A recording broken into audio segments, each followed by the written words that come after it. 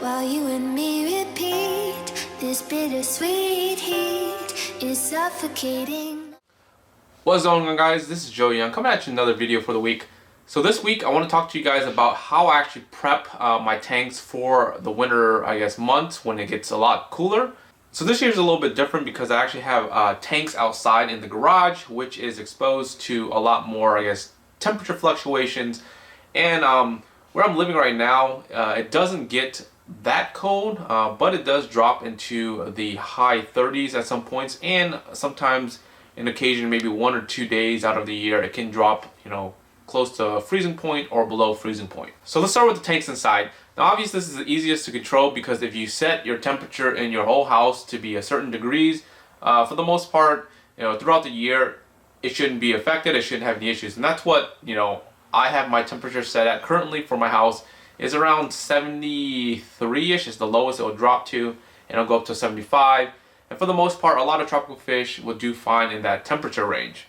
Now obviously I have some other fish that requires higher temperature, and those tanks individually will have their own heaters. And actually a lot of my tanks don't have heaters in them. The only tanks I actually have heaters on are my Ultim angelfish, which really doesn't require it, but I always keep them in there just because it was actually my first time keeping Ultims, and I just didn't want them to feel the fluctuation of possible temperature swings. But anyways, they don't really require it, and actually the temperature set on that tank is actually fairly low compared to the other tanks. The other tank is my discus tank. Obviously they require higher temperatures. They're at 84 degrees Fahrenheit. So those guys are up there in that range. And also my zebra pleco tank is pretty high. It's at like 82. It's for breeding purposes and also building up their metabolism to try to get them to eat more and grow a little bit faster. And also my reef tank has a heater in there, but really the temperature doesn't really swing that much where it actually turns on. And then also my other pleco tank, which is just housing a bunch of different species right now just because they're kind of going through their final stages of quarantine before I actually figure out where I want to put them. These guys are also in the high, close to 80s-ish temperature just to get them kind of growing and eating a little bit more. And then of course for the tanks outside currently do not have any heaters because during the summer months it gets extremely hot and there's no purpose in getting heaters. Now it's getting to the cooler months where it's winter time and temperatures are dropping, and actually today it actually dropped probably close to 30s or high 30s overnight. So I didn't want them to kind of fluctuate from like really high temperatures like previous day from like in the high 70s, 80s, and it all the way swings down to like low 70s, 60s possibly. So what I did was I went ahead and ordered some heaters prior to making this video, and I had them all ready in hand, and I just needed a day to actually start putting the heaters in there. So each of the rack, the blue rack and the green rack, will have its own heater. And when I was looking at heaters, really I could have gotten a really big heater that would have controlled the whole system itself. But I kind of just looked at it this way. I'm probably only going to use this heater for probably 3 months out of the whole year, and then I'm going to just take it out, and the rest is just going to be controlled by the temperature outside, just because. And like I said, I don't really need a heater throughout like the rest of the year except for just a few months. So I figure I'll just get like a 300 watt heater. So I went with the Cobalt 300 watt heater. They had a 400 watt version of this, but I went ahead and just got 300 just because, one, it was getting pretty pricey for that type of heater that I like. I really like their neothermal heaters. It's just really indestructible. It can't break. It's not glass, and it's preset. It's really easy. It's just a set. So I went ahead and just got that. But as you get more wattage, it just gets more expensive.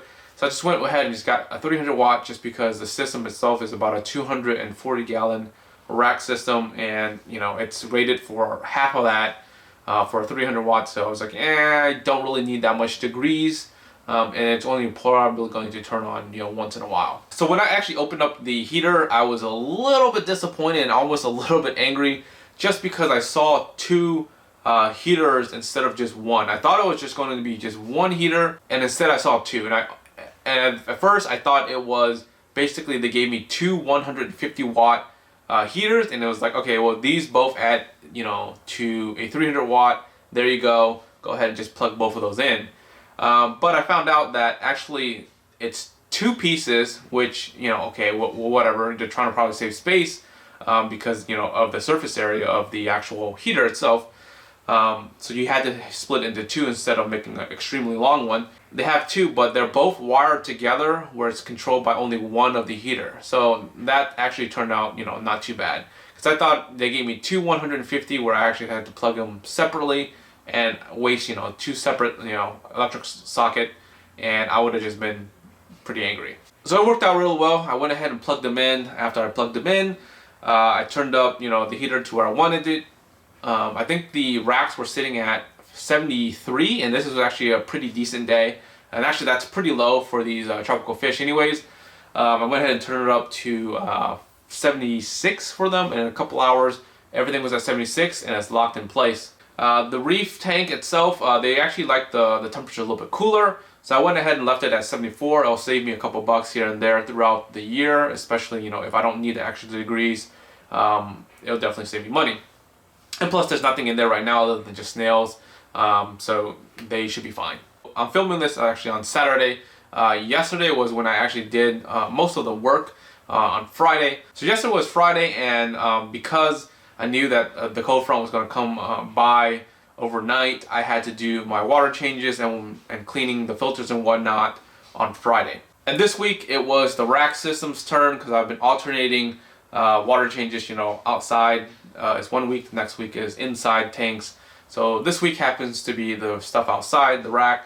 So I went ahead and cleaned all the filters. I went ahead and did a water change. Basically siphoned, the Plucko poop that they lay out every 2 weeks or so. Siphoned that. It was pretty fast anyways. It was maybe like a 25-gallon water change, a very small water change compared to the whole overall system. It was mainly just to siphon the poop out on the floor because it looks pretty gross.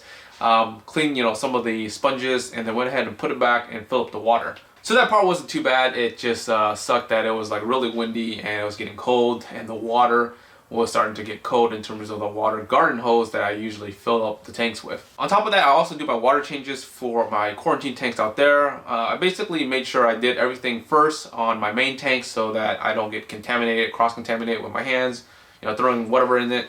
So I went ahead and cleaned those quarantine tanks, and I also added heaters into those tanks. Luckily I had 75 watt heaters just laying around the house from other tanks that I had them in before. Went ahead and just quickly threw them in there, not really attaching them to the actual tank itself. It was just really just hanging and dangling there. Same thing there, 76 for the freshwater side and 74 for the saltwater side. The quarantine tanks actually are the tanks that were affected the most, just because the water volume in there was a lot smaller, so the temperature swings and the, heat transfer in them is a lot faster. And plus they're really close to the garage door. They get most of the, the heat and the cold drafts that go through the garage. And those tanks tends to have temperature swings the most. I'm actually really surprised because the reef tank is actually really low. It was in the low 70s, and I set it up to 74, so that tank should kind of come back up. I don't really have anything in that quarantine tank other than just shrimp and maybe just shrimp and one crab. So those guys should be fine in there with those kind of temperature swings.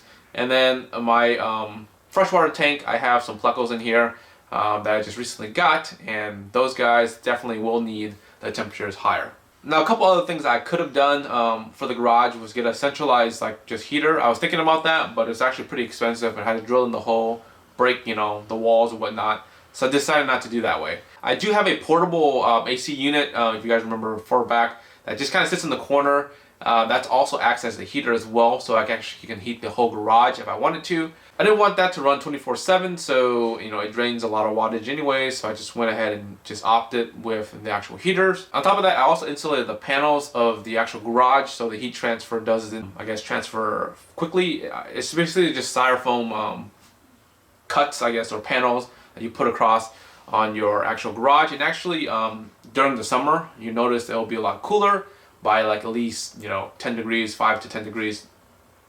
It's crazy. And then last year when I actually installed it and actually put it in during the winter months, it wasn't as cold. You step outside, it was actually pretty insulated. It was actually pretty good.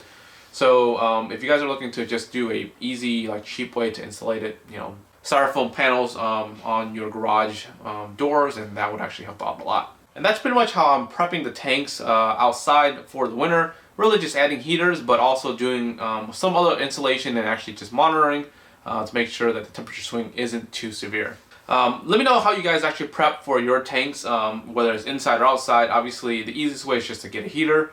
Now, obviously, if you have multiple tanks, it's a little bit hard to get a heater for everything. I mean, you could ideally, but you know, it's just going to be consuming a lot of electricity for you guys. So I'm just kind of curious in terms of how you guys do it. Do you guys do it, you know, via your, you know, AC slash, you know, heater centralized system, or you actually individually put heaters into all of the tanks to make sure that they don't have temperature swings? Make sure you guys leave a comment below on that. If you guys liked the video, make sure you hit the thumbs up. And if you guys aren't subscribed yet, make sure you subscribe. And until next time, guys, peace.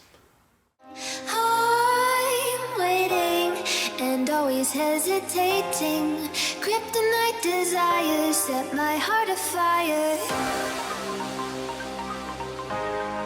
Heart on fire. Set my heart afire.